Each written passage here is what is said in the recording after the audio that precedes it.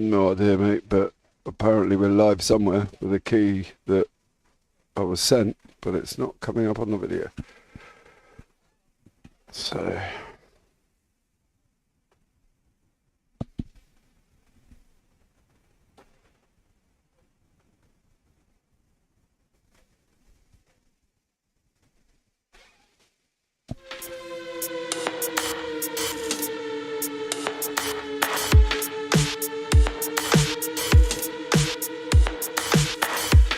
yeah, it's just come up.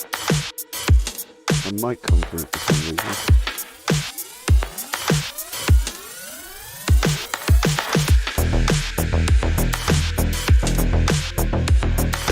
Do you need my screen share?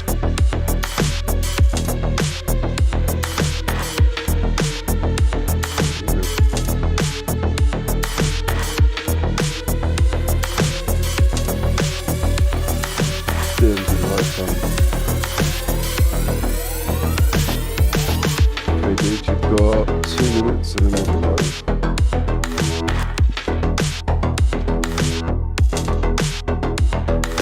Just us, man.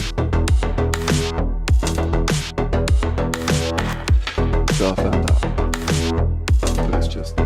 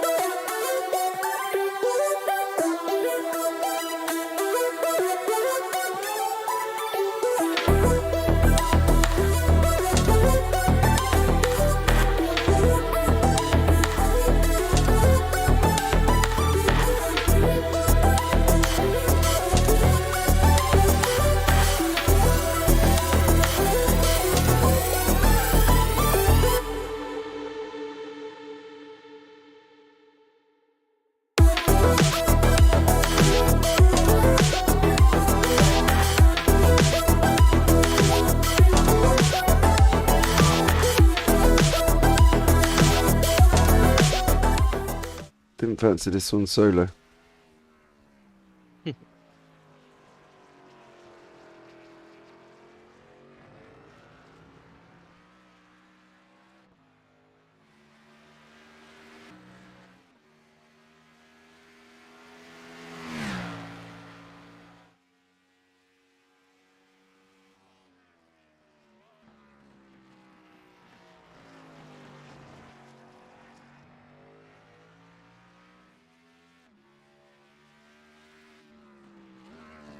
Good evening, ladies and gentlemen, and welcome in. Thank you so much for joining us on the SRN ThermoPro Series Week 7 from Road America. I am James Parker. I'm going to be joined in the booth by Dylan Godinez here this evening. Dylan, welcome in, buddy. How are you? I'm doing good, man. How are you doing? I'm doing very well, mate. Not bad at all, to be honest. You know, quite tired, but apart from that, I'm all good. You know what I mean? Okay, so... we're in week 7. We've had Bristol, Vegas, Atlanta, Indianapolis, Chicago, Daytona, all speedways or ovals of some kind, and then we come to a road circuit.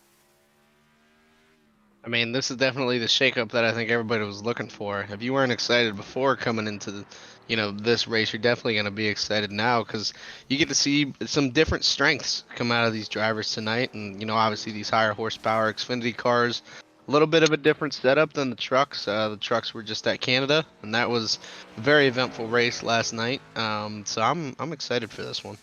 Yeah, it definitely is going to be an interesting one. It's not a normal circuit that would be perceived as a NASCAR circuit, right?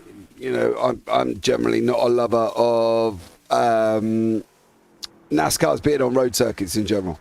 I don't know. It's just very bizarre for me. And obviously on a long circuit like this, where they're doing lap times of 2:11 to 2:12 to 2:13, it's going to be even longer, you know, and I think it's going to be interesting for these guys to try and contend with this, because oval, road, setups are different.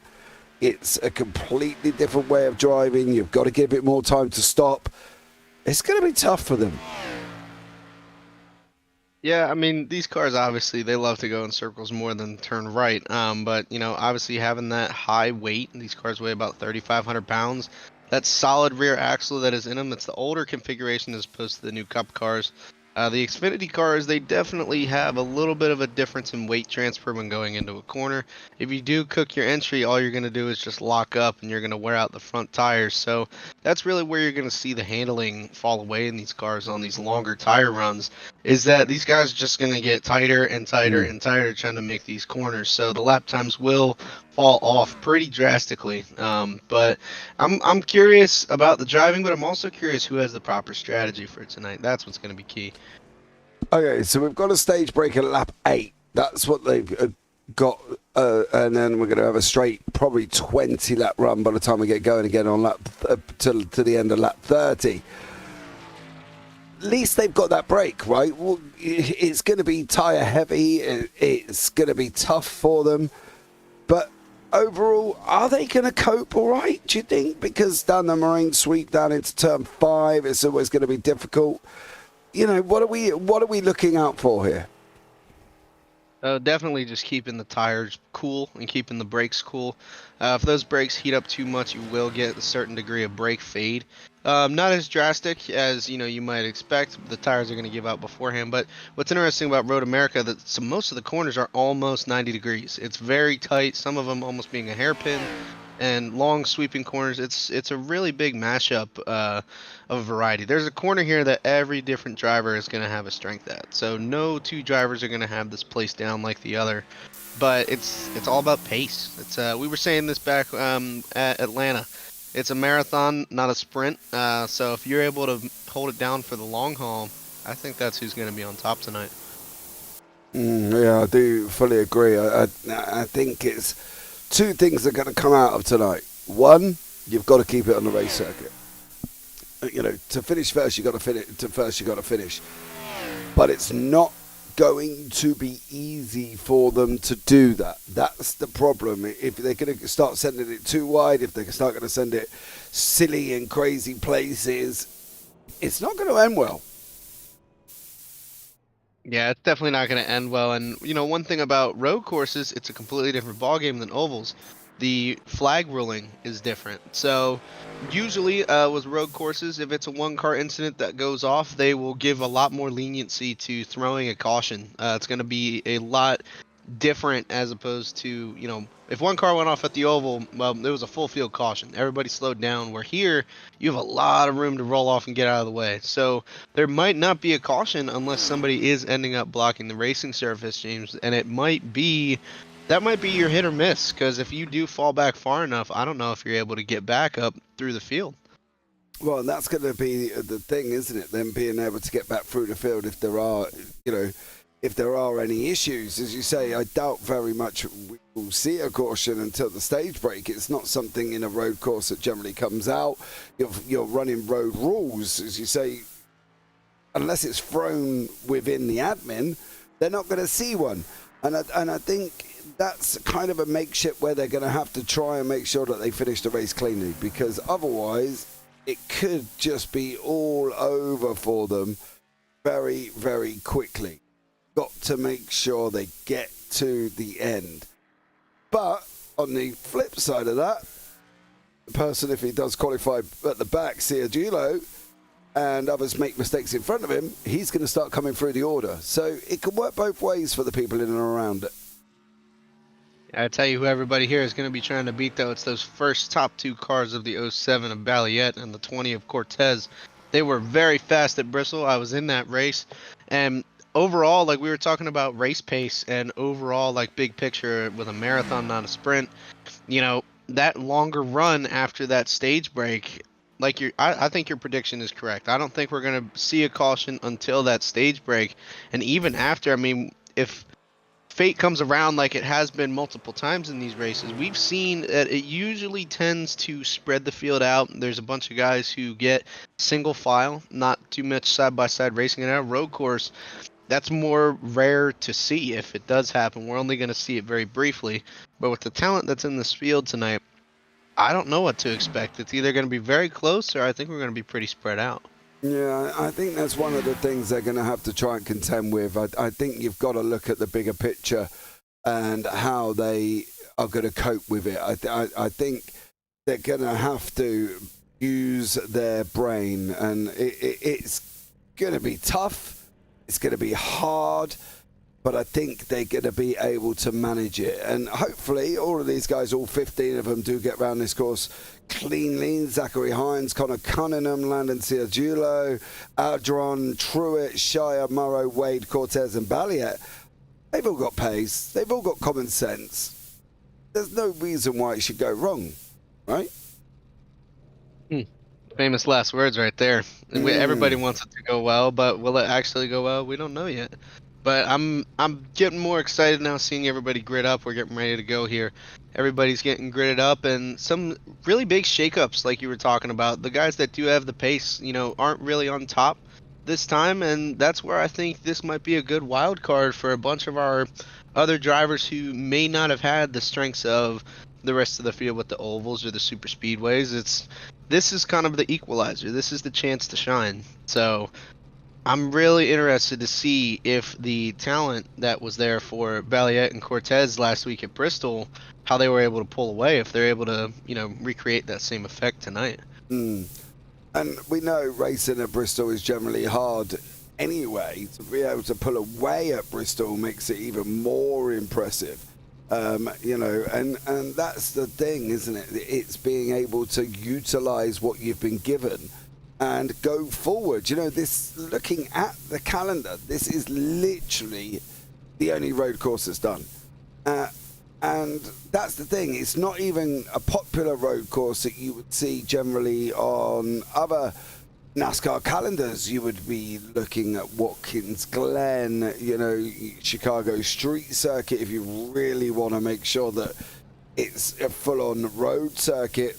But to come to Road America, something a little bit different, because COTA's an option as well. So I think out of all the tracks, would I wanted to see Watkins Glen? Absolutely. But are we going to get great racing at Road America? Well, let's hope. Yeah, Road America has always usually been an Xfinity exclusive racing event. So this is one of those things where you'll get different perks for different series. And if you are a fan of this course, great. If you're not, well, you're going to be suffering through this one. But everybody does get rolling here. Everybody's getting ready to go. And the nerves are starting to set in. This is where everybody's kind of like, all right, what can we do to not overshoot it into turn one? Because it's more like Watkins Glen where, it's that right-hander going down after that long straightaway. So you're going to have the most speed on that front straightaway than any other part of this racetrack. But looking at that, I'm also taking into account, when do you make the pass? Like, are you trying to make this, James, on lap one? Or are you trying to make this while everybody's bunched up? Like, if you're out there on the field, when are you making your move? The problem is, it doesn't matter where you are on lap one.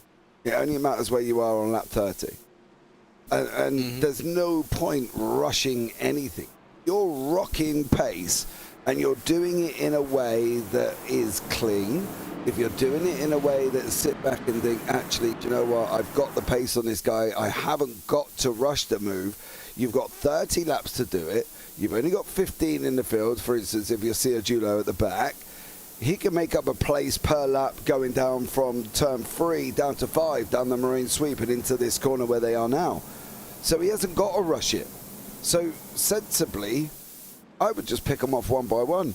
It's almost like picking berries off a tree. Just one by one by one. Because if you try and rush it, anything can happen. Yeah, picking off those berries, though, everybody's going to go for the ones that you can reach. So when does it become too little, too late with waiting for that pass to develop is the question. But everybody's getting ready to go. We're still making our way through this long road course. If you do have any damage at a road course, it is a good thing for you because it's like a super speedway. The pace laps are 1 minute 30 plus, 2 minutes plus. you know, these guys are going to have a lot of time to fix this damage, but you know, emphasizing on what we were discussing earlier, the difference in a road course and what makes it unique is it's not going to be a full field caution unless there's an incident that is blocking the racing surface, and the admins will obviously go through and throw that flag that the drivers would pray to see. But I mean, I'd be nervous going into this if I'm somewhere in the mid pack because the guys up front, they've got all the room. They're determining the pace of the rest of the field. The guys in the middle, well, they're kind of the ice cream in the sandwich, really. I mean, the sides are going to collapse in on you, and where are you going to go is the question. But, you know, it's real. It's kind of a toss up. It really is a toss up as to what these guys want to get and how fast they want to get it.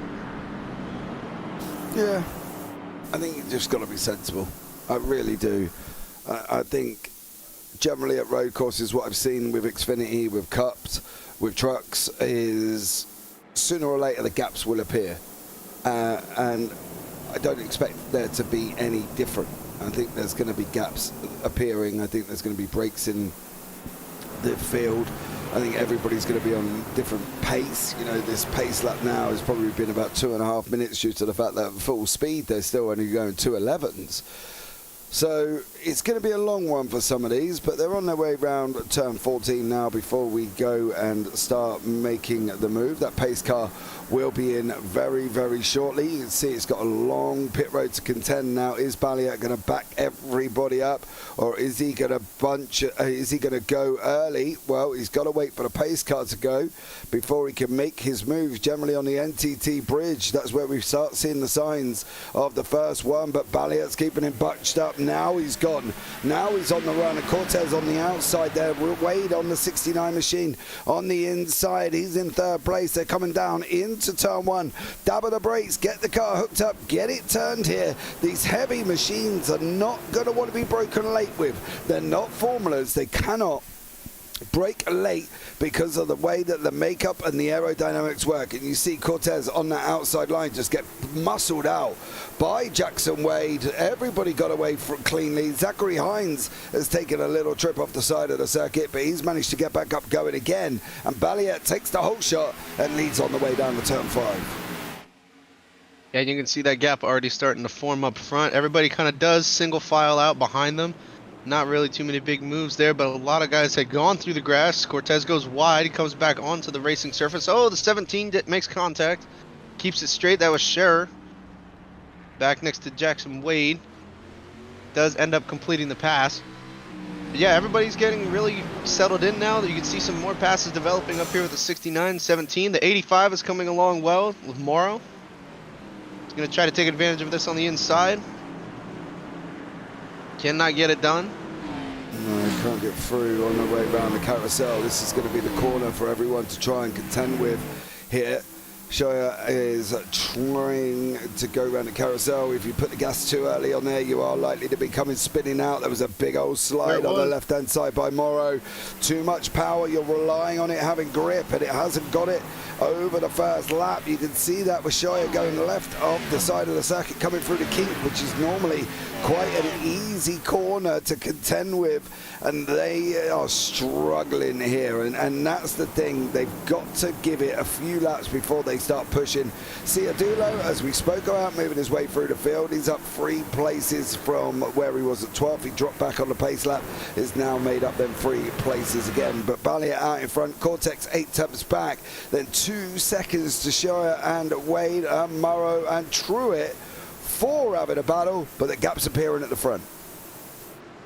And a big gap it is. Those guys are getting nice and comfortable up there. It's similar to the effect that we saw that they took at Bristol, where they kind of just got a groove going and they started to gradually pull away more and more each lap. So the rest of the field does fall in single file. Everybody is minding their P's and Q's coming back down in here. Everybody does have a nice gap, and it's eventually still goes through the grass as Wade does gain on the 17 of Scherer. Might try to make a pass here to the inside. He does have a nose. Does not decide to take it. Nice. Definitely going to hound him and put on the pressure there. Everybody just trying to manage the throttle here. It is still early, like you said, and every time that they go off into that grass, they are picking up debris on those tires. So when you do re-enter the racing surface, it's almost like you're on ice. That little barrier that is created from the dirt that's on the tires and the track, I mean, you probably should hope to not make a move after making a mistake like that. but you can't. Oh, 17 off again. Does Yeah, leave the room for Wade to come by and make it on the right side of him. yeah, Down on the inside, completes the pass. yeah, sure, he's not having a good time at the moment. He's made a couple of errors. He's been off track a couple of times as well. Up through turn 7. Now they're going to go into 8, the left-hander, before they go around the carousel. We did talk about tyres. We did talk about putting the power down through the carousel. They're all going to make it round. Cortez is slowly dropping back into the grips of Wade. Wade can't get rid of Shoya, Morrow, Truett or Ardon. Or Berger now is also getting himself involved in this one. But it is through the carousel. You can see the correction from Wade in that 69 machine. He got a little bit squirrely coming out of that carousel and even down into the kink. Is he going to be able to hold it? He does, but he gets a slide on again. Looking back now from Shoya to Shoya as they're coming down into Canada corner. Turn 12, the right-hander. Is he going to be able to make it through? He's not. No one really making gains here. Shoya trying to go up the inside on the run through 13. He goes through 13. A-OK. Slots back in once more. Not a place, Dylan, that we've seen him overtake going through the 13 complex. Yeah, and these guys are going at it. You can definitely tell that they want to get all these positions that they can while they have this room out front before the tire wear starts to set in. But look at the gap that is developed back between the 77 of Berger and the 29 of Jackson. About a 4-second gap between those. And looks like there was a bit of contact by there with Bayer. Maybe just some hard racing back here with the 30 and the 13. Going for it on the inside, down the front straightaway, long straightaway. See what he's able to do down here in the braking zone. If he's going to tuck it in, he does. Makes that long lunge in. I think Jonathan thought better of challenging that as he does let him by. We'll try to make a later push onto that. But yeah, you can definitely see the second half of the field has really kind of detached from this front half. Yeah, by Cunningham here. Then we got Ardon, and also behind that is Seth Berger. Berger's trying to make the move into turn 5. Ardon's got him blocked off here, cannot make it through. Berger takes the narrower line. Ardon takes the line outside of the curb coming into 5. Of course, they're allowed to use the entry in, but they've only could do it past a certain point, and that's one of the problems they're going to have to contend with here. Wade, Shoya and Morrow not leaving each other alone. Cortez is 5 seconds up the road, and he's got a 1.6 second gap to Balia in front. So if you haven't practiced on these circuits with these cars, I think that's the problem, Dylan. Practice, practice, practice when you're sticking a practical house brick on wheels on a road track and saying, right, now you've got to turn right, and the car's going to be like, no, I don't want to go that way. So they've got to be practicing in for the week, right? And Connor Cunningham has looked like, unfortunately, he's gone off the side of the circuit, gets it all wrong, manages to avoid Bayer and into the wall. And you can see smoke coming out of that one. That's going to be a long old return for Cunningham, if he is going to be coming back, of course. And Nakula's also into the pits. He had an incident back on lap 2. And now, this is where we were talking about. Cortez is up front. 6 seconds in front of that. Balliet's 2 seconds. They've got 7 seconds back to Jackson. And then we've got Berger, Ardon, Truett, Shoya and Morrow and Wade all close together. And that is exactly what we were talking about with the field spread. Yep, definitely the thing that we were looking for was, you know, possibly the pull away from Balliet, and Cortez definitely following suit. Cortez, I think he's still like a close enough distance to Balliet where if he needed to make a push for a few laps, he could push. But these cars under a blanket right here is what I'm very interested in, because what is going to happen if somebody does try to make a move, as we did see earlier with, you know, with Wade, Morrow, and Scherer. Once those guys start getting side by side, the lap times drop down a ton because you're having to take a more conservative line. You're not taking a racing line through there. And it really does decide to bunch everybody up. So when we start, you know, ticking off these laps and we get closer to the stage, I think you're going to see these guys like right here, this group of five cars. I think this is where it's going to get hectic. Now these two that are kind of bunching off towards the back, they're going to have a battle of their own here pretty soon as Berger's starting to get brave and figuring out the 57 of Arden. But, you know, it's going to get interesting. These guys, you're really going to start to see who has the strength, who has the weaknesses. And I think we're right now in the early stages of saving tires. I think some of these guys, like the 35, who's been pretty quiet of Truett, he's kind of just been watching all this action going on. And I think the guys who are saving their tires are going to have something in store for, you know, when it comes crunch time. Yeah, absolutely. Absolutely. You can see Scheuer in that 17. He's trying to get past with Morrow. They're having side-by-side action. I'm not quite sure how this is going to work out around the carousel, if they plan on doing it. And, well, I don't think they've done it very well. Scheuer is managed to hold that, but that car's back end was definitely going in a different direction to the front. It was not hooked up at all. And Scheuer now does just about lose that place tomorrow. Another big old slide coming out of the kink down into Canada corner. Now Scheuer's under attack. He's got Truett on his inside. Is Truett going to take the opportunity to send it up the inside? It looks like he is here, and it looks like job done for Truett. Scheuer, 2 moments. Coming out of the carousel, got a slide on. Going through the kink, he got a bigger slide on, and at that moment in time Truett said, right, I'm having you now, because I cannot sit here any longer and allow Morrow to start opening up that gap. He's got nearly a second already. If he gets any more, he's going to be out of the draft, and these guys are not going to be able to hang with him. And an even bigger gap was formed with Wade as those guys back there were battling, and he has some clean sailing out front. My favorite whenever I run road courses is that when I'm also out by myself, I tend to relax a little bit. You know, I do take a different line, a more conservative line, in saving those tires. You can't emphasize that enough, how much saving the tires is important. As you can see it, you know, in real time, how the 17 got his stuff a little bit too hot. You know, cooking the rears on corner exit is what is possibly going to be the killer for a lot of these drivers, because that is all your drive, that's all your power. So even if you make it through the corner cleanly and smoothly, you're not going to have enough traction to be able to put the power down and, you know, gain it on those long Road America straightaways, which is very unique to this race course. And, you know, you see the 35 definitely keeping a more even pace, but he is starting to make slight gains on the cars ahead, like Morrow and Wade. Wade, you know, he's probably gonna have to start putting something together here if he's looking to advance his position at all, because we are taking away some laps here, James. Do you think, now, you've mentioned tyres a couple of times, and I'm wondering, with the stage brake being in, Morrow's just made a big old mistake then. That's allowed Truett to close right in behind him. Morrow got a little bit squirrely coming out of turn 7 before they went down at 8, but then again, as I say, he's just gone and opened up 7 tenths once more. So a great job from Morrow there.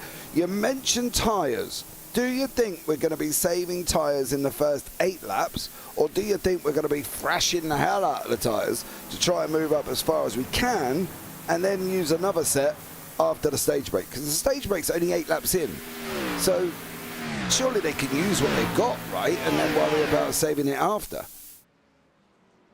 Yeah, I mean, it's one of those things where how much can you handle? You know, you were talking about the drivers who are willing to put in the practice and practice and practice. Those are the guys who you're really going to see excel, and I think we're starting to see the early stages of it. Who is able to manage what they have, who's able to make those gains without sacrificing too much of that tire wear. But if it were me, and the way that the Canada race went last night was, if you're able to save the tires as much as you can, you're able to make those kinds of gains more than you would expect at, you know, a shorter run, because the panic might set in for some of the guys 5th place on back, where, you know, I need to get up a little more to get some points, or even possibly 10th on back, where those guys want to get any points at all, because the points are only awarded to the top 10. Remember that, James. So these guys towards the rear, you know, we don't focus on them too much, but they're not out of it. It's still anybody's game from late in the field. They can come up through, get themselves a few points, because we're about halfway through the season here, starting to get into crunch time. If you don't have a win yet, any stage points can help. Yeah, I'm wondering why Berger's in the pits. I can't see him having an issue, but he is literally in the pits. Seth Berger is sat there. He's behind the wall currently, but he is there in the pits. There he is. He comes back out again. Why would he pit in the first 5 when we've got a stage break within the first 8? Probably something to do with strategy, with tire wear, possibly trying to split that last stage in 2, possibly.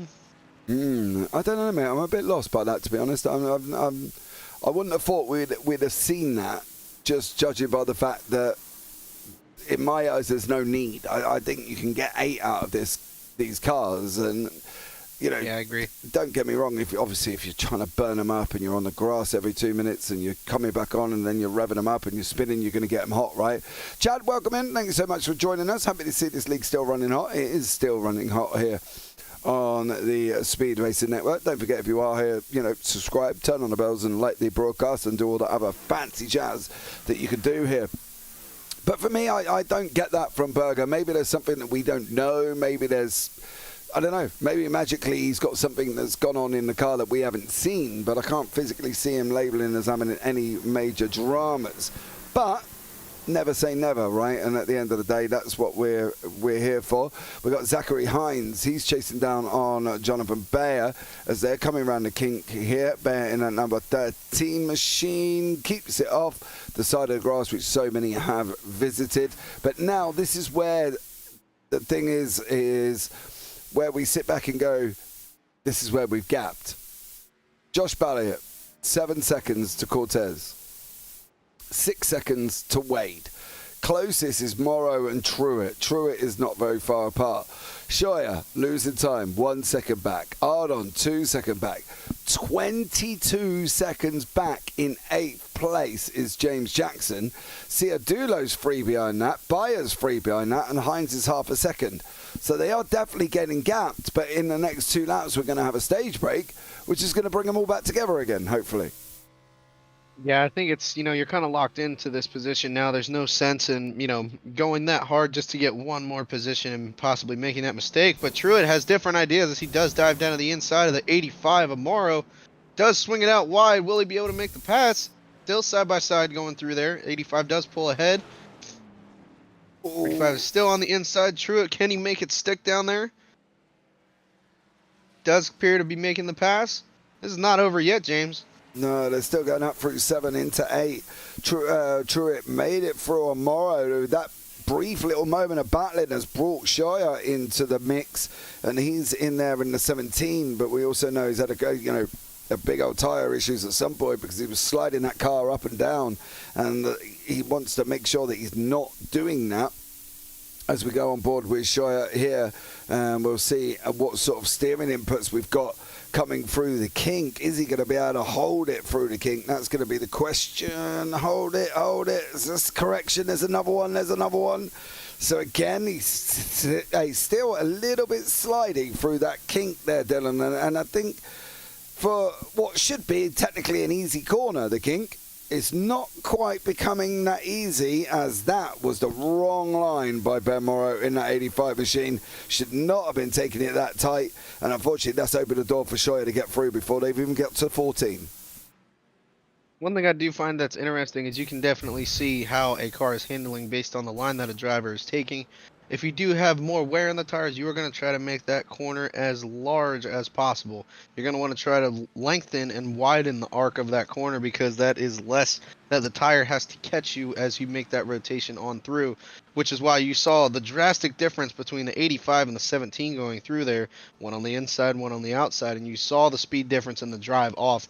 So you can definitely see some strategy coming in here, lap after lap, pass after pass, and the 17 just showed us why having the practice here, might actually benefit you at the end of the day more as opposed to an oval where it's big check up there by the 85. Yeah, Truett in front as well. Had a big old slide coming out of free. That car was just like, hey buddy, we're going to do a little bit of snake dancing coming out of this one, and that's allowed Scheuer to get a little bit closer. Morrow's dropped a little bit further back. Hines and Bayer still fighting it out further down, and this is the there it is. There it is. Job done coming out of 1. And unfortunately for Zachary Hines, well, it was going so well, and it's not going so well now.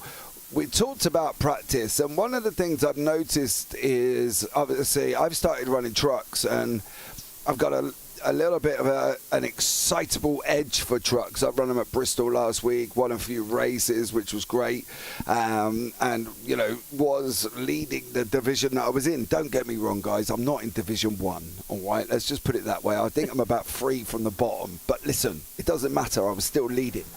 But now, they've gone to Kota, and I know if I jumped into an official now at Coda on a road circuit, I would be able to gain positions just by keeping the truck on the race circuit, because it's not everybody's cup of tea putting a truck, a Cup or an Xfinity on road circuits. And you can see that by Landon Ciargiulo. He's moved up 3 places. Don't forget, he was at the back at the end of the line when they were on the pace lap. And he's moved up all the way up into 9th, well within the top 10. He's still got the stage break that's going to be happening, should be near enough at the end of this lap. So there's nothing to say that he now can't gain the places after that. Jackson, Arden, Morrow, Scheuer, Truett. Because at the moment, he's sitting his best time at a 2:18, and his last one was a 2:23. But he's in and around the group in front. So there's nothing saying that Ciargiulo can't make it up past these guys come after the stage break. Yeah, but one thing I'm looking at with Ciargiulo, though, is that a heavy amount of damage. You know, aero on these cars isn't as effective as you can imagine with Formula 1 or GT as to the sorts. But when you do have that aero, it kind of acts like a parachute on the front of that car. Oh, and when you don't, that's big why. Contact there. That is why. When you do have that heavy bit of damage, I mean, he's probably battling a very ill-handling race car, James, after seeing that.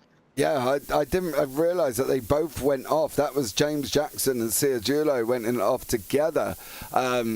Clearly, Jackson just missed his breaking point, right? Because he nearly sent him off into a different world there. We're under, I believe, under caution now.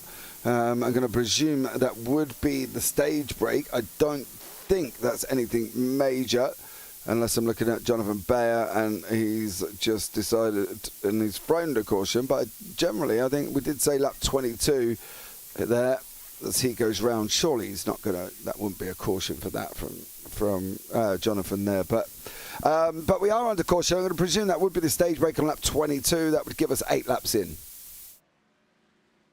Yeah, I don't think that brought out the caution either, judging by the contact between Ciargiulo and Jackson.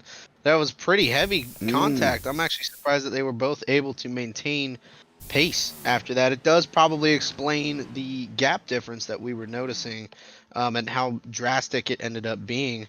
But you're definitely going to see everybody pit here. There's not a car in this field besides Berger, possibly, who isn't going to pit because we did see him. Whoa, a retaliation attempt there. Gone bad. See, now that's the thing. I would have said the same thing. Yeah, I would have said the same thing there. Because I'm not even sure what that was. And I'm not even sure why we would be looking at that and thinking, why are you doing that? Like, you clearly are aware that this is going to be out there. You're clearly aware that we're going to be seeing this. So why would you try and attempt to do something like that? Did he just get loose? Are we looking at it in the wrong way from James Jackson there? Did he just get loose coming onto the grass and that's why that happened? Or are we thinking, well, actually, because he hits, oh no, he doesn't even touch the curb. No, that's intentional. If I had to guess, that's intentional. And when you're looking at the contact that we saw earlier, Jackson was on the receiving end of that exchange with more damage. Possibly could have been maybe an early braking, incident for the 30, resulting in Jackson tucking up underneath him, and he might have thought that was intentional. But this isn't over. We're seeing a lot more contact between the two here. Yeah, this was the one where me and you both sat down and went, whoa, hold on a minute. But even that could be questioned as to why.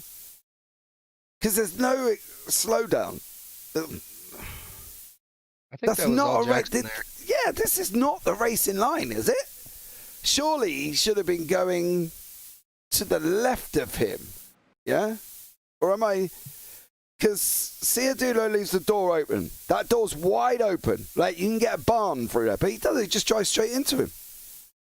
One thing I think is interesting that is a telltale sign of who is on the throttle and who is not with these cars is the flames out the pipes. When you do let off of the gas with these cars, it does let some fuel pass through that was excess in the cylinder, and it does reignite itself in that hot exhaust. So when you do see a driver come off the gas, you will see flames out the side pipes, and I did see some flames out of the 30 as opposed to Jackson where there were no flames. So it might have just been a misunderstanding. Let's give them the benefit of the doubt. These guys know what they're doing.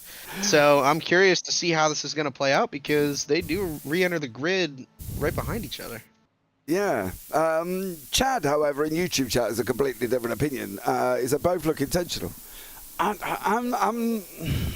Chad, I've got to kind of sit back and deeply agree with you. And it's the first one, the left turn did. The second one with the door wide open on the right-hand side and then trying to drive not even past him, but into him. Contact under caution. Yeah, I'm not getting this. I don't know if we've got people who can sort of go, hold up here, boys, what are you up to?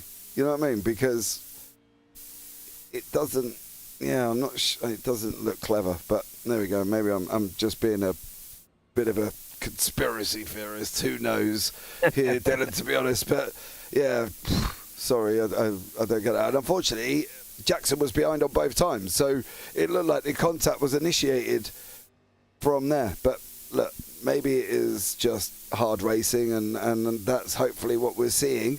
I would be, as you say, very surprised if everybody doesn't start peeling off now. The pit lane is open pretty much. Carl, are you coming in as well? I'm sure you are. What about you, Seth? Surely. Nope, Seth's turning around saying, well, actually, I've already pitted. I pitted back along on lap 5. So I'm going to stay out. And what's Nakula going to do? Well, he's been in the pit since lap 2, pitting on lap 2, so I'm probably partial that he might go out. But James Jackson has got a very beat-up Mustang. How did he... What's he done here, Dylan? I'm so confused. What?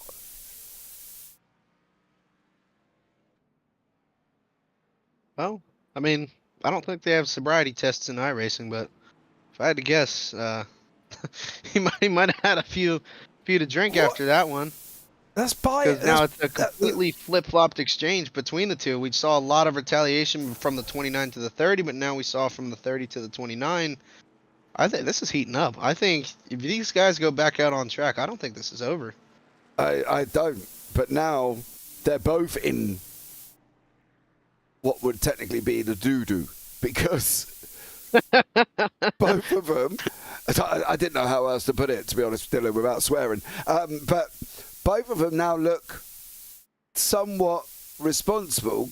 Do you reckon we'll be able to get Landon in here, or do you think I'm probably better off not having a chat with Landon? Because we've got another lap, right, under pace car. Let's see if he wants to talk. I mean, we have 2 drivers in this exchange. If we can't get Landon, we might be able to... Well, I can't move him, so that's great. I can't pull him here. I don't know if you can move him. There might be a reason for that. I think they might want to have him cool down a little bit. Yeah, I can't move anyone. Can you move anybody or not? Let's see what I got here. Don't know if they want me moving anybody. Well, maybe that might be the case. Oh well. All right, let's not go and do that. Chad, is that Dale out there? Mate, I don't know. Looks like hard racing. It happens. I think, Chad, yeah, I agree with it both looking intentional bit. Sorry, Tony, there. Sorry, that was you who said it looks like some hard racing. I don't know, Dylan. Is that hard racing or spinning somebody on the entrance to the pit lane and then punting somebody off a couple of times? Is it hard or is it just crazy? I think I might side with Tony here in the sense of, yeah, it's all in the sense of competition. You can see the emotions coming out. Both of these guys care about the outcome of what is going on in this race, and emotions are part of it. Can you channel it and actually use it to your benefit, making these passes and making it through in the long run? But I'm just surprised with the amount of damage that the 30 of Cardulo is still carrying around. I can't imagine that car is going to handle very well here on this green flag run, as we're going to have the longest run attempt at this race, 20 laps. It looks like he's still going straight. Don't get me wrong. Naturally, we look at it and it goes left anyway, right? But that's kind of central enough, I think, from that car. So maybe it might have just been what we're looking at and sitting back thinking, oh, that could be bad. I think we could just be looking at cosmetic damage. You know, there's no real damage in there. You can see the front's a bit mashed up. You can see the back is taking a beating. And I'm sure if he goes into the pits, the crew chief's just going to kick the door because that's probably the only part of the car they actually haven't made contact with. If anybody remembers Days of Thunder and the engineer just booting the door, saying, well, that's one panel we don't have to replace, and then goes and kicks it and says, well, let's get a full house. Ciardulo is going back in, hopefully to try and get some of that damage done here that clearly is evident on that car. You know, I wish that some of the pit crew members could reenact that reference for us because it was beautifully described. I was there scene for scene as you were describing it just now, and I think it's very fitting for this kind of a situation. But, you know, I'm surprised with the amount of damage that the 30 has. I think he might have the most damage in the field right now. You can see Jackson is pulled into the pit lane as well. Curious how long this is going to end up happening. You see the 29 has taken tires. All 4 tires. He will also take repairs. This is the break that they need. This is where everybody gets to cool down. All right, you've let your tempers flare a little bit. You've got some chance now to regroup and possibly make a run out of this. What are you really trying to get out of this race is what you need to be asking yourself right now. If you're outside the top 10, what can you do to make it back up in there? Because you're only going to get points for the, you know, those higher level finishes. And if you're strapped for points, James, this might be a good chance to make some of those up. Well, for me, I think that both of them seem a little bit crazy, especially for Ciardulo. You know, we've got him situated in second place, right? That's where he is in the standings. And he's 6 points back from Balia anyway. So to go and put himself in a possible situation that once it's looked at, both cars could end up being DQ'd out of it. They're not scoring any points. And really, all it took is probably a nice little count to 10 in your head to try and get rid of the red mist that was clearly being seen. Now, obviously, we didn't see what led up to that. And we didn't see what happened here with Jackson and Ciardulo at the beginning, right? We just saw Jackson try and go for him down after the kink. We saw Jackson literally punt him going through 14. We saw Ciardulo then decide that he's going to turn Jackson into the pits. So, I don't know. It's a good job that I think this is sim-related. Because I think if this was real life, I think after this, there might be helmets off and gloves are going on. Because that's clearly what we're looking at. I do love Spencer Brown. 30 car just got a spoiler adjustment. Yes, he did. But look, let's hope, and I'd say this in a very loose, open term here, Dylan. Let's hope that we don't have any more of that, because unfortunately, with us catching it, it doesn't look too clever on either of the drivers. So let's just pray that we can get away from it. Where is he? Pulling ahead of the pace car. He might have gone a lap down under green like we were seeing, and he might be getting the wave around. Yes, he is getting the wave around. Why is he not going very fast to complete the wave around? I'm also a little bit worried that Seth was never actually going to make it. Now, I don't know what's happening now. No idea. Lost. Berger is scored on the lead lap. Yeah, we've got him out in front. He didn't pit, did he? No, he didn't pit because he pitted early. He pitted back on lap 5. When we were questioning why he'd gone into the pits on lap 5. And so now, technically, he would be in the lead. So maybe he was just doing a little, I don't know, getting excited when the pace car went. But let's get this back up and running as we're going through 14. Pace car in this time. Lights are out once more. They're all trying frantically to catch up to the cars in front. We'll keep an eye on the Ciardulo Jackson heavyweight title fight. And we'll let you know how that one works out. But Bally at the moment is going to take the green flag. It is dropped. Barney's waving, and now we're back up and running. It's the last final stretch. No more stage breaks, no more cautions, no more breaks in the order. Count to 10, get rid of the red mist, because that's what you've got to do. Jackson's there almost with, I believe that was Truett behind him. So James Jackson being a little bit forceful in front of that. Truett in the 53 and the 35 respectively, with Morrow in the 85 starting making his way through. Berger's lost a place to Balliet. I don't really feel that's a surprise at the moment. I think Balliet's just going to go and say, right, I'm off again, guys. See you later. Take care. We'll see you in victory lane.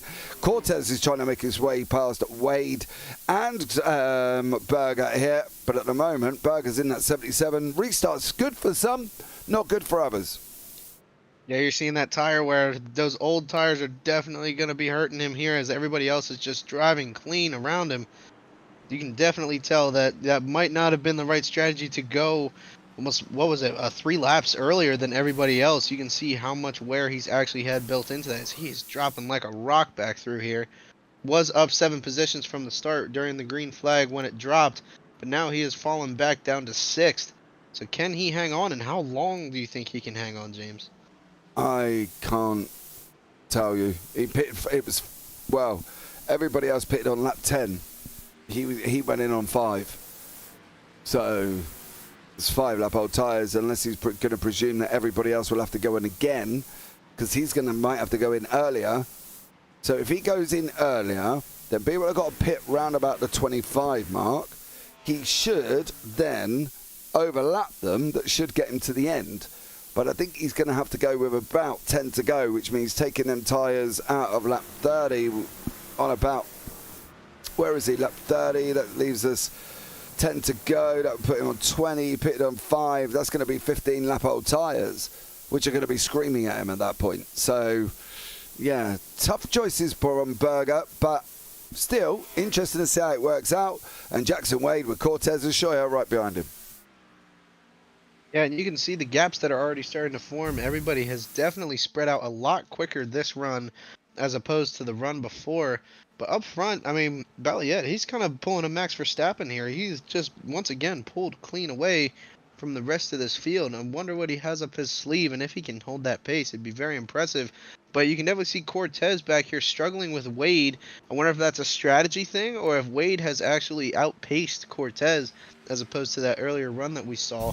But it might be more of a different take at a longer run here. We were talking about it might be a better idea to save your stuff and try to make it through all of those laps without having to come back in. But a big gain here on Cortez. He's definitely really good in those braking zones. He does get a nose underneath the 69, not able to make it stick. I think he's just going to be all over the back bumper. That's 69, just waiting for him to make a mistake. Yeah, Berger just went off coming out of 5. He went off big style there. Ciadulo with also Jackson had gone off. Please have been on your own. It was round turn, where are we, 5, turn 7 actually. And he unfortunately has gone off the circuit. So he's now chasing up to the pack in front. Cortez Wade looking back from Cortez at Shoya in that 17 machine. As the spread is starting to happen again, I think Cortez will clear Wade, and I think once he does, I think Cortez is going to be on his bike. Yeah, and you can definitely see that, you know, we're bunching up once again. You can see Cortez, he's showing a lot of patience here, James. I think he does have Wade outpaced, but he's kind of like a cat and mouse. He might be trying to get him to use his stuff up, but he doesn't want to get too comfortable sitting there, because the 17 of sure, he seemed to have something to prove this race, as he's been battling with everybody left and right trying to advance his position. Once again, Cortez really heavy into the braking zone. He seems to have that figured out, and that might be why he's able to keep such good pace with Wade, but Wade has great exit speed. He does drive up the hill here on this long straightaway. Everybody kind of getting really settled in now. I think that prediction of, you know, kind of settle in and don't make the mistakes early on when it could cost you here while you have the chance to run wide open. Yeah, I think Cortez is playing a game that he knows he can win. I think it's almost a lion playing with his food. I think Cortez can get Wade, and I believe he probably will look at coming into 5, maybe even this lap, and leave Wade to battle out Oshoya, because Cortez has clearly got the pace on both of them, as it proved in the first section before the break.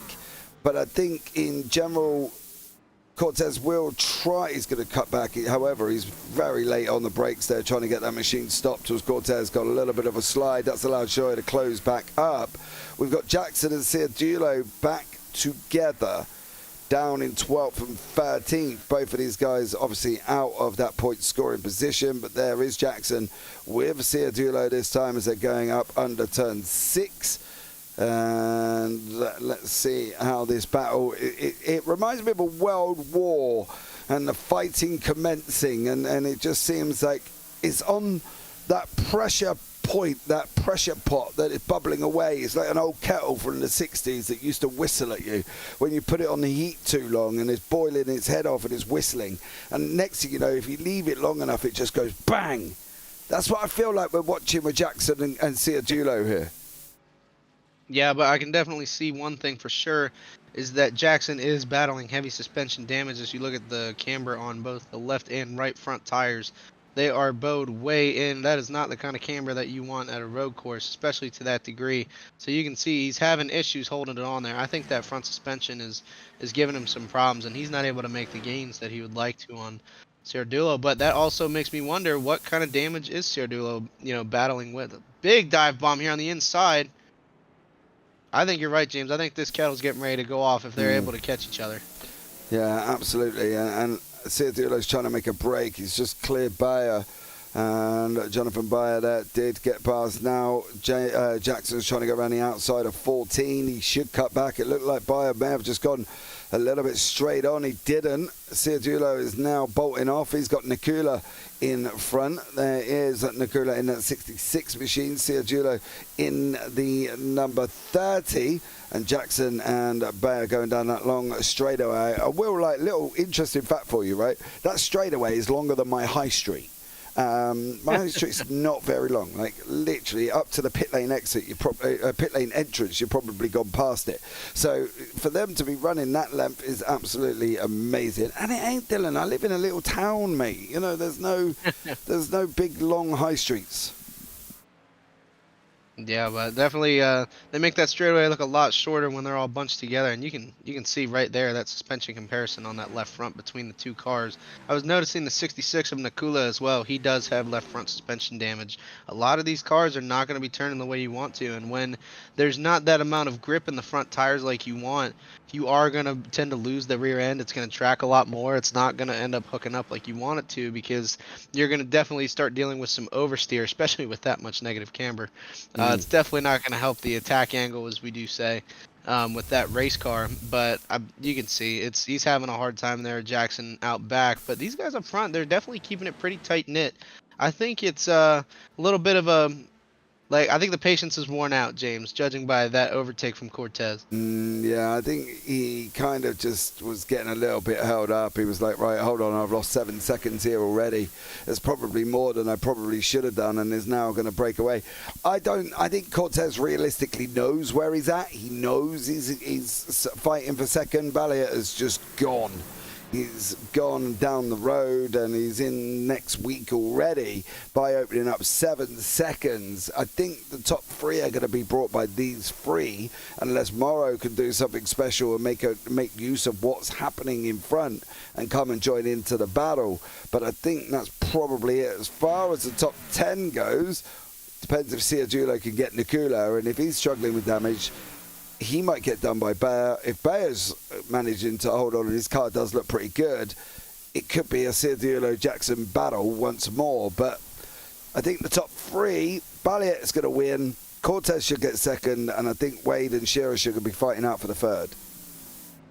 One thing I'm interested to see, though, as we were just hinting on the Jonathan Bayer Ciardulo matchup, there are 3 teammates there occupying those last couple spots, the 66 of Nikula, the 30 of Ciardulo, and the 13 of Bayer. when they do end up catching each other, if that pass is able to be made, I wonder how willing they are to, help the cause of the team. As you can see, a big tuck up by the 69 on the 20. Gets him late into the braking zone. Does not have much on exit for him, though. I wonder if he had taken some notes on how Cortez had gone about passing him, and he might be trying to apply it here, as Jackson Wade has definitely adjusted his driving style. He's more on the attack now as he tucks it in and makes contact with the 20. Definitely letting him know that he's there. I think a pass might be in store here. Or I think an attempt. I don't know if Cortez is going to allow him, but I think an attempt. And if Wade keeps getting as close as he has, the only attempt there's going to be some contact. Now you can see Cortez looks a lot better around the carousel than Wade does or Shoya does. So these might have opened up a big enough a gap where he might be able to get a run if he can keep it clean through the kink. Can Cortez do that? He has do that. What about Wade? He's managed it. Shoya's managed it. Morrow, scrappy, but managed to keep it out. And now it's Shoya and Wade, which is going to allow Cortez to bolt off down the road as long as Wade doesn't do anything silly, and he didn't. Yeah, but Wade is loving what he's seeing now as he's been able to tuck up behind the 69 of Wade, as Wade has been trying to wear out his tires the best that he can on these pass attempts, one after the other on the 20. But I think this might be a little too much too early. I think, this isn't something that I'd want to be doing. You could see the tire wear coming in right there as he almost lost it on exit. But this might be a little early, in the going. If you were trying to make more of a competitive run towards the front and possibly challenge Balliet, that gap still has been steadily increasing. These battles back here aren't helping the situation. Yeah, I don't think Balliet's going to be caught. Dylan, let's put it into a realistic terminology. Unless he goes, I'm being optimistic. I know you are, but unless he goes and stacks it in a wall, it's never going to happen. He clearly is one of them that knows road courses and knows how to cope and knows how to run them and where to brake and where to stop and things like that. And everybody else maybe just get it stopped. He did get it stopped. Cortez gets a slide out of 5. That's going to allow him to close back up. But I think Balliet is just one of them drivers that can handle these cars on a road circuit to the speed that he's got. And I'm taking a look at the lap times here, and Balliet is posting up to 3 to 4 tenths faster a lap time, at least the last time through, than Cortez. So you can see the pace difference for sure as that gap does continue to just grow and grow, as now it is up to 8.25 seconds. I think my optimism is gone. I think you would have been the voice of reason for me. I think this is a Balliet, Max Verstappen-esque masterclass here at the road course. I didn't think you could pull away that far with these cars, but nonetheless, I can't get over the impressive amount of driving skill and car control from everybody in the field tonight so far. It's been great racing so far. Oh, car back. No, it's not stopping. No, it definitely wasn't. He almost thought he had it, and he's jumped straight back to the pits, unfortunately for Burke there. Wade is now losing time to Cortez, which is what I kind of predicted would be. Not to say I told you so, Dylan, but, I did. And Shoya's trying to close in there. Yeah, it's one of those deals where you really have to analyze it as it is. And as I say that, Cortez got it wrong. Cortez got it wrong out of 14. He's not going to throw the block, though. That is one thing that was surprising. He did have a chance to make it over, but he decided against it. I wonder why. Air on the side of caution, do you think, considering we've still got a lot of time left and he knows he can outpace Wade anyway? Do you think, saying that, as I've said that, goes another slide there from Cortez. And another one. It looks like every time he tries to apply the power, the back end is doing that. Very loose. We kind of lost tyres already. When did Cortez pit? He pitted on lap 10. 12 to go. So that's only 8 lap old tyres, isn't it? Yeah, but you can definitely see, running that faster pace might not have been a good idea with the kind of, pressure he was under. He might have been able to hold it off for that time being, but, maybe the excuse me, maybe Wade was able to just manage him a little bit better and was able to just, get that braking zone nailed in a little bit more than Cortez. I mean, there are different driving styles, and he has those rear tires hot. There's nothing there. Burning. He has no grip on Nope. corner exit. He has got nothing. He hasn't even got it on corner entry, let alone exit. He's just. He might as well be on a pair of roller skates about now because he ain't got anything. Look, it's every single time he applies the throttle. Oh, the kink is going to be interesting. If Cortez does not go in this time around, that second place is gone. Oh, it's going to be gone. I'm Oh, surprised he's able to hang on to it this long. We were just talking about car control. I don't know if we had drifting on schedule for tonight, but we're seeing a pretty good clinic here on how to control a Xfinity car. yeah. And one that doesn't want to be... Oh, all the way round. Surely he's got to go you in. have to hit, James. Like, I don't think you can hold this up for much longer. Man, this is doing more arm work than doing arms at gym day. You know what I mean? Look at it. But if you're the 85 of Morrow, what is going through your head right now? Are you trying to make the pass, or are you worried you're going to get collected in that incident as it happens? I would go now. I think he is attempting to pass. I would go now. You would have to.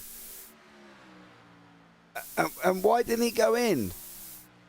Is he thinking, well, I can only go 8-9 laps on tyres anyway. I've got 11 to go. I need to get it in that 8-lap window. Or it's not just sandbagging, is he? He wouldn't be sandbagging in that, would he? Because it doesn't look like he's got anything. That's very odd. I mean, looking at that, a lot of it is under braking, and you have to imagine like something might be wrong in a mechanical standpoint where you could have almost all the brake bias towards the rear, and the rears are just almost locking up on entry. You wouldn't know unless you're looking at the telemetry. But in this is one of the things that James, to be honest, I didn't expect to see. He was 2 seconds slower than Morrow, 5 seconds slower than Scheuer, and 5 seconds slower than Truett behind him. Get that car in the pits.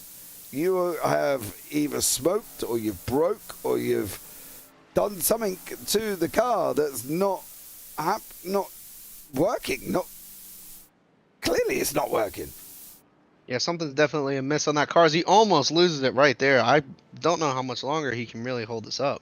No, I'm a little bit confused, to be honest. This is just like watching a drift master show here, as Cortez is literally, look at the car, the front wheels are going right, the car's going left, and he just is managing to hold on. He's got nothing in that car. I wonder where that damage would be, if there is damage.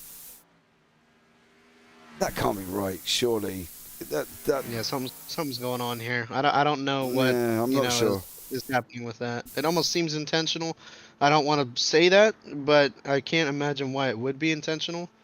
It just seems a little too oddball in that case. But definitely something interesting. But I'm looking at these guys up front here again with Scheuer and Wade.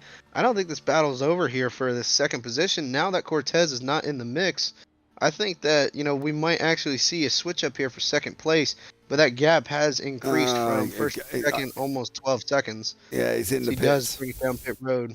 Yeah, that can't have been intentional. If that was intentional, then, well, I don't know. It would have been the first time I've ever actually seen that. Jackson and Ciardulo are back together. This is James Jackson, as he gets it all wrong. I think Ciardulo's just gone into the pits. He has done.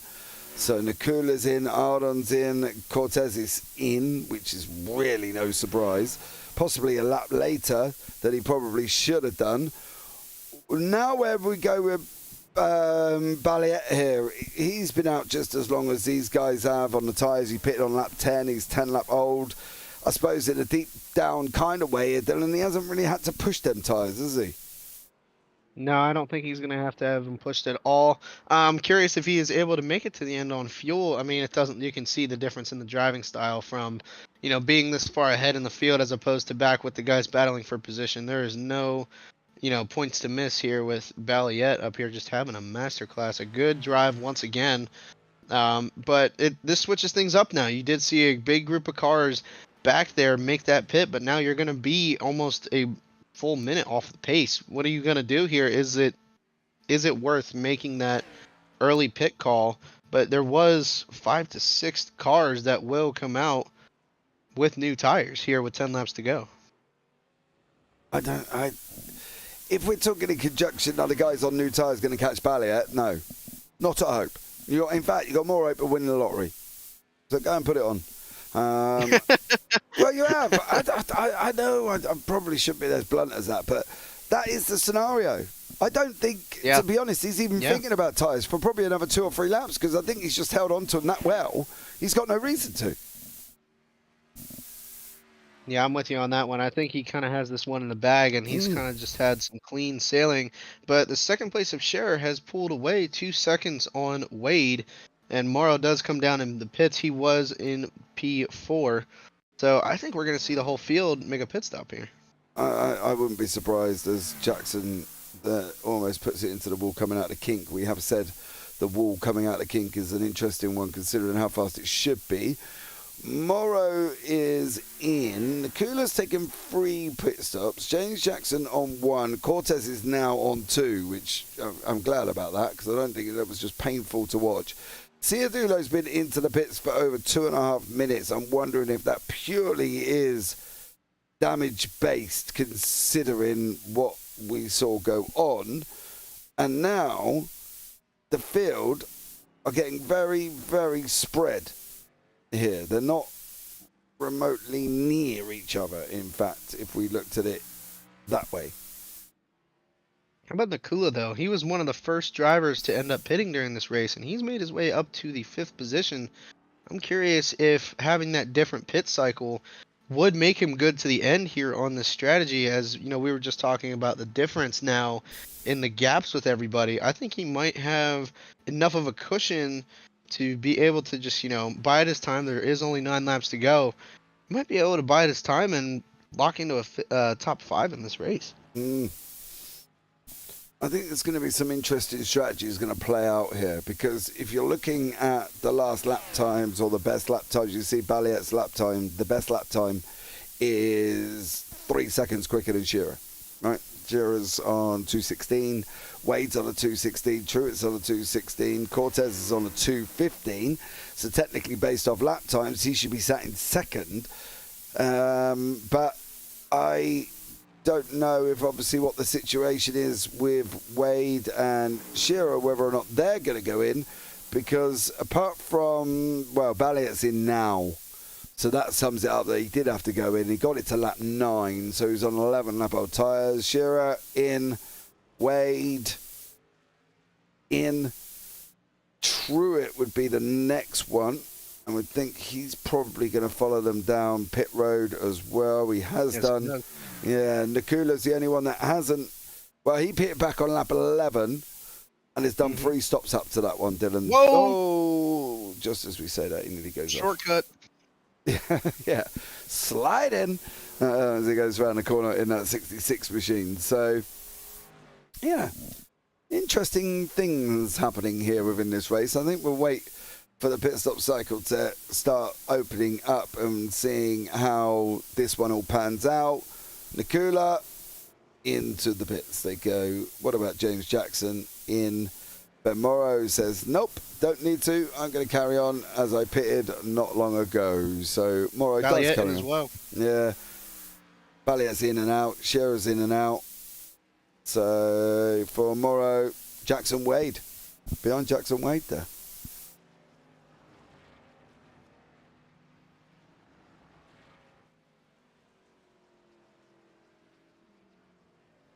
Yeah, that gap has definitely shrunk down now to a 9:30 from first to second. I don't know if that's more manageable than it was previously, but might have given him a shot. Yeah. It's still Scherer, Wade and Morrow maybe for your top 3. I don't know if Cortez is going to be able to get there now. It seems a little bit too far. He's got 8 seconds to Shearer. He's got 3 seconds back to Wade, who's got a second and a bit back to Morrow. He's got 3 seconds back to Cortez. And already Cortez is sliding that machine. And I wouldn't like to think that that would be the best way of treating the tyres, considering you ended up on Bambi on ice after the last stint. Yeah, but he does have a lot of ground to make up if he does want to retain his position that he was back in second place, as he is currently running in the 5th position. He is going to have to make up some time here on the 85 of Morrow if he wants to get that pass done, moving his way higher in the top 5. But definitely a big switch up. I mean, look at Berger down there in 7th. We thought he, might have had the questionable strategy and possibly would have not benefited him, but he's been up, a few positions now, holding steady within the top 10. A lot of these guys here are holding pretty good, but I mean, Edward Scher, he's been up. He's been the biggest mover from the start of the green flag when it dropped. He is up 3 positions from his original grid spot. Yeah, and I think he's one of the ones that benefited from the ongoing battles, Cortez getting it all a little bit wrong, so fair play to Shearer. He's done a great job and keeping it on track. We did say if you keep it on track, you're liable to finish.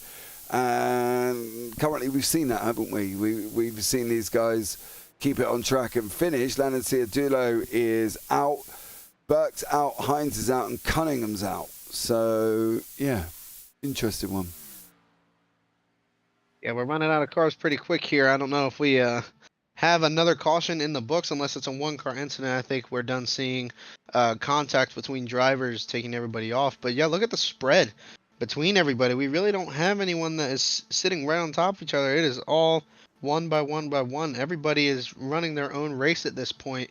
It's kind of just going to be, who can be consistent, who has this one down to where you're actually going to be able to hold on to that spot that you've put yourself into late in this run. But this has been an interesting race, James. I really didn't have a lot of what we've seen so far tonight, in the notes as to what usually would happen here at a road course, but I'm very impressed with the car control between drivers. I'm very impressed between, the limited amount of incidents that we've had, although, a lot of them were single car off on the racing surface, but I think that just shows how much of a wild card a road course can be, not only for the driver's standpoint, but the rules as well. We usually get washed out with cautions and we're kind of, sitting there just waiting for the caution laps to log by, but really no breaks in this one. It's been all action. Yeah, it has, and that's one of the things, although we don't like, I don't like road cars on NASCAR cars on road circuits. But to be fair, this one's not actually been too bad. A little bit of a ta-ta-ta between drivers. We've seen some action. We've seen Seth doing a pit stop strategy that now he should be able to get to the end, as he's only got 7 to go. Logan Truitt is trying to close down on Cortez. We saw Cortez just completely lose his tyres altogether, and he's now down here as well, from the dizzy heights of 2nd to the lonely heights of 5th. And I think Truitt this is really the closest battle we have on track currently, as Truitt might actually be able to put a run together here if he does play his cards right. Cortez, we saw him battling with the handling a little bit ago with the tires, especially early on with that run. Truitt's making some big gains here. Yeah, I don't think Cortez has taken this second half quite as well as he did before the stage break, where he was running up in 2nd. I don't think his car's quite as behaving as he has. I'm not saying he's made changes, but I'd probably suggest if you have, you might want to change them back, because Logan Truitt is closing quite rapidly here, and this could be Truitt up into 6th. Cortez down 3, Shearer up 3, Berger's up 1, Ardon's down 1, Nakula's up 1, Jackson's down 1, Burke was up 2 but is now out, and Cunningham was down 2 and they're also out currently. So cars are dropping, and we've lost 4 cars, 12 left on, and we've still got 6 to go. Yeah, Truitt's definitely taking a different line here. You can see the difference between offense and defense between these two. It's been very interesting to watch, actually, as you can see. Truitt is trying to take that, corner and make it wider. less input into the wheel. He's able to save the front tires, put less heat into them, and get more grip out of them. So it's kind of just a chess match between these two right now. Is how bad does the other one want it? How bad would you want it? I'd want it bad. I mean, if I'm Truett, I've ran a great race. I've gone through and I've actually, taken a different strategy and taken a different driving approach. And Cortez, I mean, I'd want it even more. He was up there at the front. He had this thing figured out. We were honestly thinking that for a minute that he would have had something to challenge with Valiette. But now being down here, I think the frustration might be a good motivator in this instance. I think he's going to get very defensive here the closer that Truett does make gains on him. Yeah. I wouldn't think effectively, though, it would be worth him doing that. Because you're only going to hold each other up. Don't get me wrong, they've got 25 seconds back to Berger, so maybe they're probably not going to get there anyway. I don't think Berger would basically get to near these guys, but yeah, have a little bit of a ding-dong, but don't go and ding-dong each other off the side of the circuit. I think that would just be a ridiculous move from both parties involved as we're going in with 5 to go. Yeah, battle away, but don't do anything silly, I think, especially this close to the end. Yeah, but Truett can see that top 5. It is right there in front of him. And he might end up getting to a point here where if Cortez does decide to be defensive enough, Truett might end up using the bumper here to move him out of the way. We've seen it before in classic NASCAR finishes, and it does hold true here with the Xfinity Series as well. So this is one of those things where it's kind of just going to be really who's willing to give, who's willing to take. Would you take a strategy like letting Truett by and possibly letting him wear his stuff out more by trying to set a faster lap time and catching him later? Or, I mean, I think we're seeing right now Cortez has full intent to keep Truett behind him. Yeah, you're in your rights to block, okay, and you're in your rights to defend, and Cortez is well within his rights to do that. For me, it's a weird one, because clearly something happened during the stage situation that we either missed, we didn't see, or something, because from second down to 5th, possibly 6th, is a massive surprise. And to lose his tyres like he did, where there was nothing,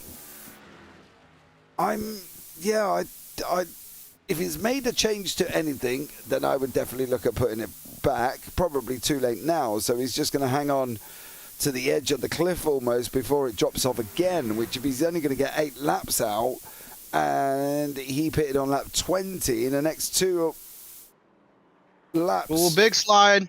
Or now he's going to be doing that again.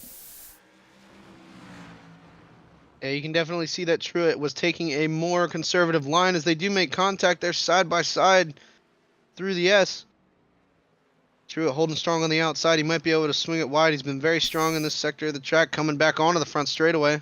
Does complete that pass, but Truett was definitely taking a more conservative line in terms of keeping tires, as a factor, widening that arc in the corner. You're taking less tire wear. I don't know if we just saw it pay off there. I don't know if that was an error just by Cortez, but he's right on his bumper. I don't think this is over. No, I don't think so either, but I'm also wondering if Cortez doing that is putting him back into the same situation that we had earlier, where he has just got nothing. He's gone, where is he, lap 20, we're on 24. Surely he can hold on for 4 more laps, right? He hasn't burnt them up already over 4 before losing them again. Yeah, I do not know. I mean, we've seen his talent show through several times before, but right now it's looking like he has lost those tires again, as every time on exit, he's not able to keep it straight. He does have a bit of a wiggle or some kind of incident. That was a very surprising slide, though. It was almost like it wasn't a tire issue, possibly, missed the braking zone.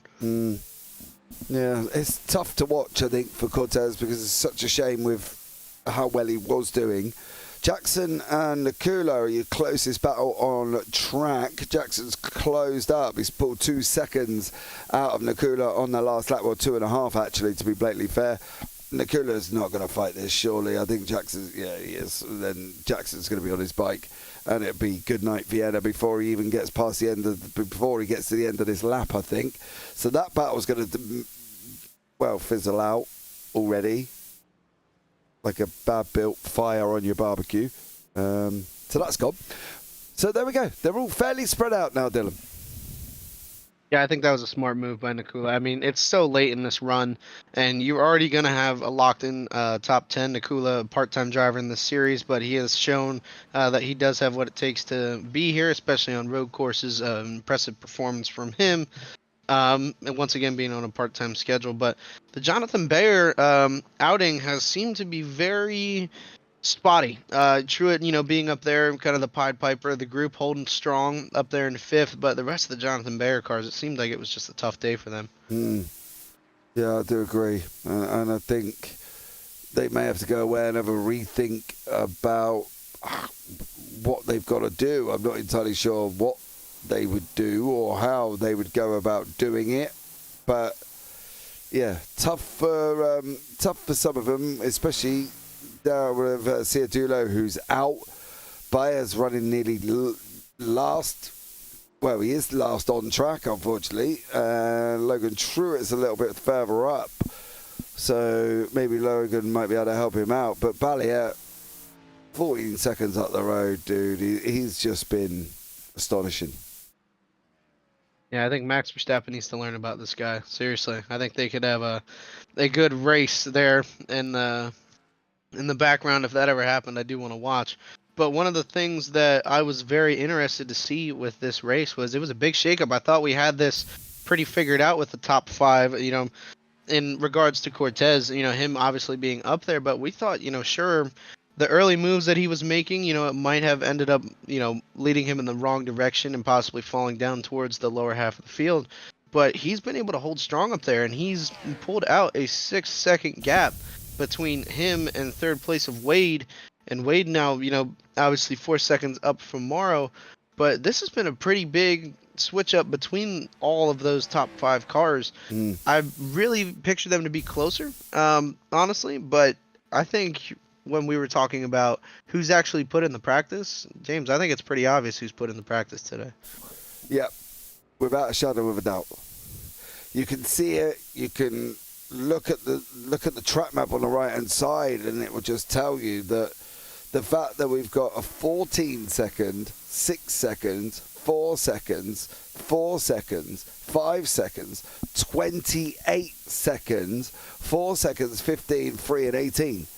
That is the current gap. That's not me giving you the lottery numbers, okay? So please don't write them down. It is literally me giving you the gaps. It is massive throughout the field here. Everybody is spread. We mentioned the spread at the beginning. That's my fear when you get cars like this that are so used to going the other way, as we see Ardon just take a little trip off the side of the circuit, where you get the cars and drivers that are so used to going left, you spring them with a road circuit, and this, unfortunately, what we're watching now with the spread is what can happen. Yeah, I think a lot of drivers are thankful that this is the only road course that they are going to see on the schedule. But this was the mashup that I think the field might have needed. This probably gave some hope to some of the other guys who usually don't run well and actually have gotten a chance to, now that everybody's spread out, run on their own and showcase what they actually have going on with their driver development with themselves. It's very interesting to see. It's very fun to watch. Having this one carry out and some different faces that you see in the field, like Emerson, making a showing here in 8th position. I mean, it's one of those things where these road courses, you see it in NASCAR a couple times, where you won't see, European drivers race in many other things besides the road courses. You'll have a substitute driver come in, or you'll have, somebody from the Mexico series or over in GT racing come over. Or my favorite was Kimi coming over and, putting on a bit of a clinic at Coda before that ended the way it did. But this is, it gives a refreshing mix-up. It keeps the series interesting. It keeps the season tighter than you would expect with just the regular mile-and-a-half cookie-cutter tracks. What would you rather see? Me personally, I'm more of a short track guy. I think it's, elbows up. You're really seeing who has the patience, who has the determination, who has the willpower. But I mean, I like the road courses to watch, just not to drive. So if I'm a viewer in this case, I'm choosing more of a variety between the short tracks, ovals, and the super speedways. I think the road course is refreshing. Yeah, I think you're right. To have one in the calendar, I think you're right on that side of things. Um, but Martinsville, that would have been a track you would have looked at and gone, Yep. let's put it there. They've been to Bristol, which is great. They've got some speedways coming up as well. You've got Richmond Raceway, Michigan International. Obviously, they'll be going to Texas. Then we're going to Dega, of course, and Dover, which, well, as I found out previously, anything can happen there. And Nashville Super Speedway as well, coming up as the final of the calendar. So there are now some great tracks coming up, and one that these drivers can look forward to. I think that's the thing. You don't want to be looking at the rest of the calendar and thinking, oh man, I've got to go to Watkins Glen yet, or I've got to go to Coda, or wherever other fancy road circuits that some people have picked in my time of watching NASCAR, or Chicago. There you go, that's an interesting one. Go and watch two squares separated by two straights. It's very interesting. That's the best description I've heard. Sorry? Of Chicago. That was the best description I've heard. That was awesome. I liked that. Mate, it is, isn't it? It's not like I'm lying. You draw two squares. No, it's true. Yeah, two squares on a piece of paper, join them by lines with a little bit of a turn, and that's it. You've got Chicago. It's Monaco-esque of the NASCAR world. And unfortunately for Cortez, it looks like he's under threat of losing that 7th place if he does not get a hurry on, because it does look like Berger's not too far away. But for me, Baliat Masterclass all day, as he's going to come up, wrap this one up. He's taken the win by 16 seconds, is Baliat. Well, there you go, buddy. Joshua Baliat wrapped it up, takes the checkered flag. Job done. Now we patiently wait for everybody else to come in behind him. Yeah, job well done with that for sure. That was one of those things where we had a feeling he was going to win, but we didn't know if it was going to be that big of a margin, as we do see Sure cross the crest, and he does cross the finish line in second. Good run for him as well. Yeah, Sure comes over. Jackson Wade has finished. Then you got Morrow just finished ahead of Truett. Truett did a great gain on that one. But we've got Cortez. I'm going to go to this battle, actually, because I was going to wait. But Cortez and Berger, looks like Cortez has got... Oh, big kick out. There might have been contact there. Bye-bye-bye. Great save. Yeah, I don't know if there was contact, or were we looking at Cortez just losing what we have already presumed he would have been losing here, as he's going into Canada corner. Yep. All on his own, buddy. Yeah. He looks hot. And I don't mean that in a good way. The tyres have melted. They've gone again. He's got no grip again on that car. Weird. Yeah, something's amiss there with Cortez. I feel like we're just seeing the frustration now. He does cross the line in style, but that's one of those things where it does make you scratch your head with this, where what actually was going on. But nonetheless, some impressive driving, even with the save there after locking up the rear. One of those things that you really don't know what's going to happen. No, as we wait for Jonathan Bayer to come over the line. Last one here, as he's going to cross the line as well. It's going to be job done for Bayer. And there we go. Over the line he goes. That literally wraps it up here, as Bayer is the final one over the line. Let's bring you up the results one more of these guys. Outroad America, some interesting racing. Joshua Valier is your winner. Edward Scheuer Jr. in second. Jackson Wade in third. Ben Morrow fourth. Logan Truett in fifth. And then Seth Berger in sixth. Nicely timed, Josh. Nicely timed. right under the results. Ardon, Cortez, Nakula, Jackson, Bayer, and then the people that are out: Ciadulo, Burke, Hines, and Cunningham. So there we go. What do we think? Good job, bad track. Good job, good track. What do you think? I think good job, bad track. This track is, I've never really heard anybody who said that they like it. I think Balliet will tell us that he liked it, obviously. But I wouldn't be surprised if you might see a switch up with this one for next season. SRN does like to swap races around just to keep it interesting and to not have one driver dominate one track year after year. So this might be one where it might go back to the drawing board and it might be a switch out, but it was fun to watch. I mean, seriously, you really can't, narrow it down too much and be too critical because we saw everything we wanted to see. We saw passes, we saw big runs, we saw action, we saw contact, we saw a little bit of turmoil and conflict with the 30 and the 29. I mean, that obviously sorted itself out, but in the moment it was one of those things where it really did keep you on the edge of your seat, like what is going to happen. This was not a snooze fest of a race. There was action at every turn. Yeah, there was. We've got some guys waiting up in the broadcast waiting room. Now, I can't move anyone.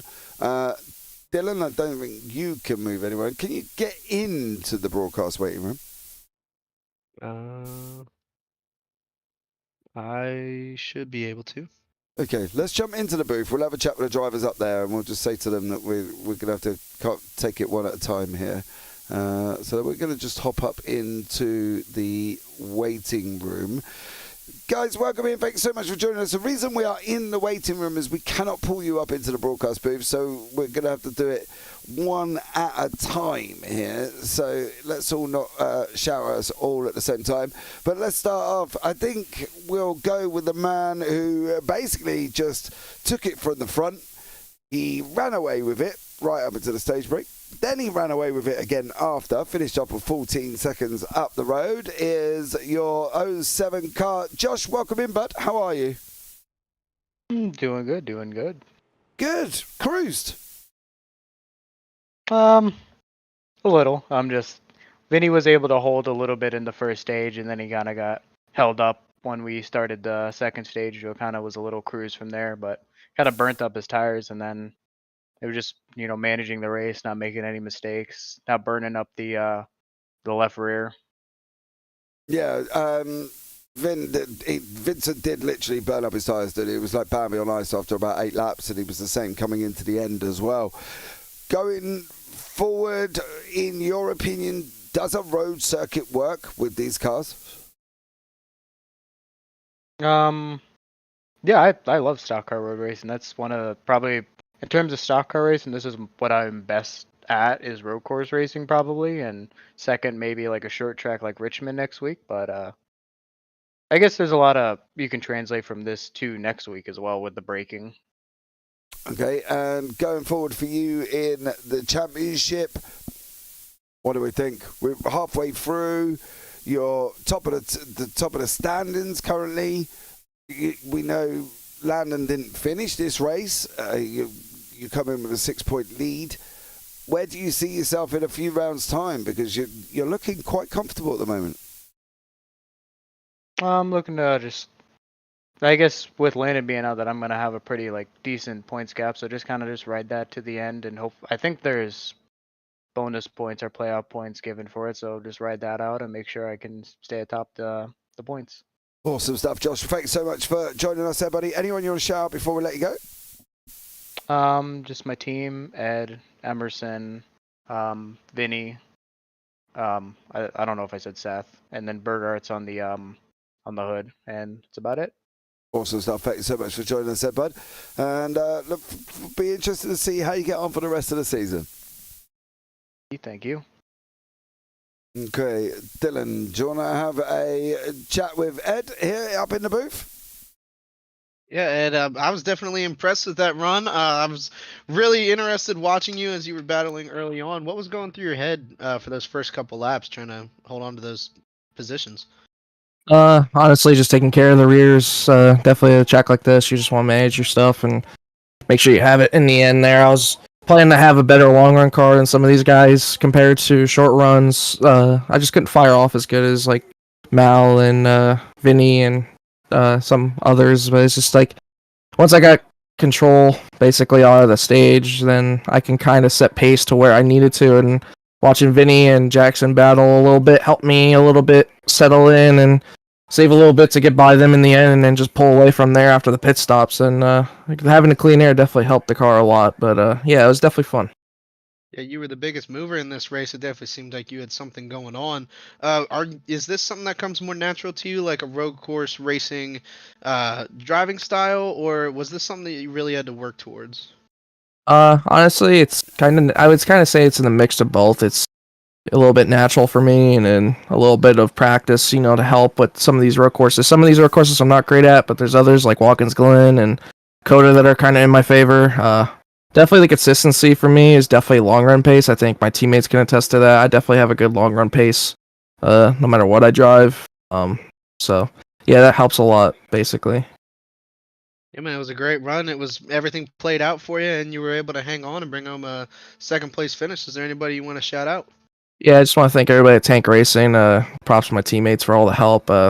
Lucky Duck Motorsports for hopping on the car with Meals on Wheels America, Roasted Gems Coffee, Simrap Market for supporting me no matter what I do, and Ford and all of Tank Racing basically for providing us with great opportunities to race here in SRN. And thank you guys for broadcasting and JB for running the show. And we'll see y'all next week.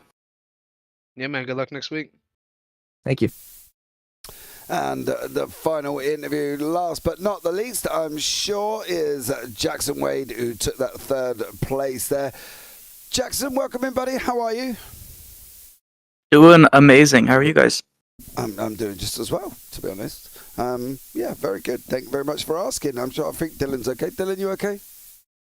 Oh, yeah, I'm great after that race. That was a thriller. Well, there you go. It's okay as well. Going forward, how was it out there for you? Hard work at times, you think? Oh, absolutely. It was really slick, and I didn't really think that we were gonna have as much long run pace as the other guys. But in the end, it really worked out. But yeah, it was slick, and I was just able to manage to keep these guys behind me for the majority of the race. And yeah, I mean, just trying to manage the tires is really difficult in these cars, but it worked out. Did you think Ben was going to catch you? Because he was quite close behind you at one point after the final pit stop on lap 21, 22, I think it was. He was quite close, and then you just managed to kind of open up the gap a little by little by little by little, and it ended up, I think it was 3.5, 4 seconds before you crossed over the line. Were you worried at all about Ben catching you up? I was a little bit towards the end of the race, around lap 25. He had closed it down to about 2.8 seconds. I ended up having to turn off my telemetry and my rearview mirror just so that I could keep in my own head and keep going forward, and I was able to tick down the lap times a little bit. So a little bit worried, but once I got back in stride, I think it was really just back onto pace. How important, you made a good point there about us keeping out your own head. How important is it to keep out your own head, or try? And if you could give somebody a word of advice to be able to do it, what would you tell them to do? It is really difficult per se to do that. Something I would just say is just try to keep your eyes forward. If you, like I said, look in that rearview mirror, you're really only going to drive in that rearview mirror, so you're not actually going to be driving forward. You're just going to allow them to catch you, and you're going to back up to them. So if you just keep your eyes down the track, you'll get there. Awesome stuff. Well, there you go, guys. Some advice from Jackson's taking that podium here today at Road America. Anyone you want to shout out, buddy, before we let you go? Oh yes, this beautiful car was made by my teammate James Jackson with that patriotic bringing America to Road America and K1 Speed on the hood. It's always great to have them on board.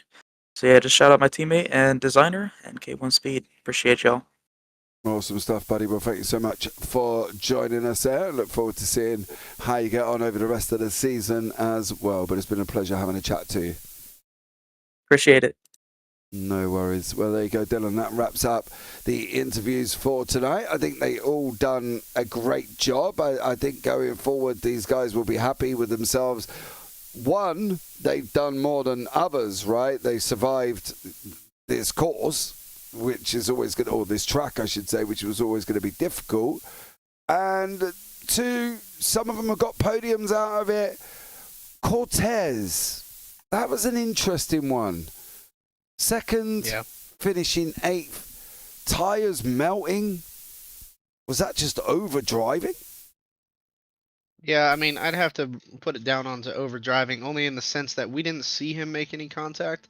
Like, it's not saying it didn't happen, but it was one of those things where even though he did seem out of control, he was very in control. I was very impressed with his car control throughout that entire period where he was very much struggling. I'm surprised that he was able to hold on to it for more than one lap. If I had that kind of problem, I would not have hesitated and came down pit road. But in his situation, he does have a win, but he is very far down in points.